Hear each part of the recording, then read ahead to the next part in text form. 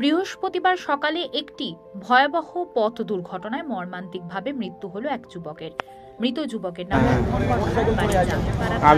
শিবচক এলাকায়। ঘটনাটি ঘটেছে আরামবাগ ব্লকের হরিণখোলা ২ নম্বর অঞ্চলের প্রতীক্ষালয়ের সামনে। খবর পেয়ে ঘটনাস্থলে গিয়ে পৌঁছায় আরামবাগ থানার পুলিশ। এরপর পুলিশ মৃতদেহ উদ্ধার করে ময়না তদন্তের জন্য পাঠায় আরামবাগ মেডিকেল কলেজ ও হাসপাতালে। এই ঘটনায় এলাকায় ব্যাপক চাঞ্চল্য ছড়িয়ে পড়ে। উল্লেখ্য, এদিন শুভঙ্কর আরামবাগ আসছিল। এরপর একটি বাস, সেটিও আরামবাগ আসার সময় যাত্রী তুলছিল। পিছনে থাকার পর দেরি হচ্ছে দেখে পাশ কাটিয়ে যাওয়ার সময় একটি 12 চাকার লরি দ্রুত গতিতে এসে তার বাইকের পিছনে গিয়ে সজোরে গিয়ে ধাক্কা মারে এবং লরির পিছনের চাকায় পড়ে যায়। এরপর স্থানীয়রা এসে তাকে উদ্ধারের চেষ্টা করে। পাশাপাশি স্পিড ব্রেকারের দাবিতে স্থানীয়রা বেশ কিছুক্ষণ পথ অবরোধ করে। মৃত যুবক পেশায় এসির কাজ করত বলে জানা গেছে। আমি দোকানে বসে রয়েছি, একটা বাস দাঁড়িয়ে ছিল, বাসটা প্যাসেঞ্জার তুলছিল। প্যাসেঞ্জার তোলার পরে ছেলেটা বাইক নিয়ে এলো, গাড়িটা স্লো করলো। স্লো করে গাড়িটার কাছে দাঁড়িয়ে আছে। প্যাসেঞ্জার ছিল, প্যাসেঞ্জার অনেকগুলো ছিল। প্যাসেঞ্জার থাকার পরে দেরি হচ্ছিল বলে ছেলেটা কি করেছে, বাসের পিছন ধার দিয়ে যেয়ে আরামবাগ যাওয়ার চেষ্টা করছিল। ও যে এরকম থেমকে যে সামনের দিকটা দেখছে, লুকিং গ্লাসের পিছনে দেখা দরকার ছিল। সামনের দিকটা দেখছে, সামনের দিকটা দেখার পরে আর একটা লরি একটা গতি খুব স্পিডে আসছিল। আসার পরে বাইকটাকে মারলো। বাইকটা মারার পরে বাইকটা সিধে বেরিয়ে যাচ্ছে। আমার মনে হচ্ছে ছেলেটাকে বাইকই বসে আছে, যে কন্ট্রোল করতে পারে না, হয়তো ওদিকে সিধে চলে যাচ্ছে। তারপরে দেখা গেল না, বাইকটা যাচ্ছে, ছেলেটা এখানে পড়ে গেছে।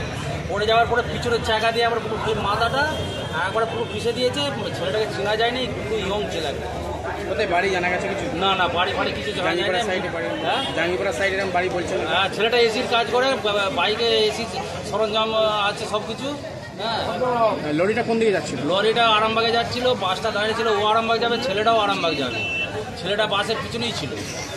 ঘটনাটা কোন জায়গায় হয়েছে? ঘটনাটা হয়েছে হরিণখোলা ২ নম্বর অঞ্চলের প্রতীক্ষালয়ের সামনেই। বাইক আরোহী কোনো দোষ ছিল না? হ্যাঁ, বাইক আরোহীর দোষ ছিল না? বাইকে আরোহীর দোষ বলতে ছিল না। লরিটার ওভার স্পিডের জন্য কি?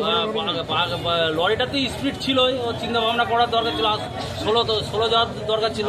আর ছেলেটাও কিন্তু পিছনটা লুকিং গ্লাসে দেখা দরকার ছিল যে একটা স্পিডে গাড়ি আসছে। হরিণখোলা হয়েছে? হ্যাঁ, হরিণখোলা। কি নাম আপনার? আমার নাম আব্দুল রেহান মল্লিক, তাকে রাজু বলে। ঠিক আছে। হ্যাঁ, এখানে প্রায় সময় অ্যাক্সিডেন্ট হচ্ছে, সেজন্য আমরা প্রশাসনকে বারবার জানাচ্ছি এখানে সিসিটিভি লাগানো দরকার আছে, সিগন্যাল লাগানো দরকার আছে। বাম্পাতে এই রাস্তায় চলবে না। আর একটা কথা হচ্ছে, মেন জিনিস, এখানে ট্রাফিক আছে, ট্রাফিক পুলিশ বা সিপি পুলিশ আছে।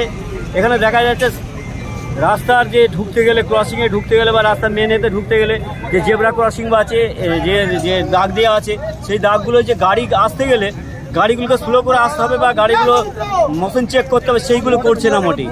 যে সমস্ত গাড়িওয়ালারা ওই দাগের ভিতরে ঢুকে হুশ শব্দে বেরিয়ে আসছে, সেই গাড়িগুলোকে যদি না আমরা ধরে পানিশমেন্ট করি, সরকার থেকে যদি না পানিশমেন্ট করে, প্রশাসন থেকে যদি না পানিশমেন্ট করে, সেই সব গাড়িরা লরিটা কোন দিকে আসছিল? অ্যাক্সিডেন্ট হবেই হবে। লরিটা কোন দিকে আসছিল? আরামবাগের দিকে? লরিটা আরামবাগের দিকে ওভার স্পিড ছিল? হ্যাঁ, ওভার স্পিড ছিল।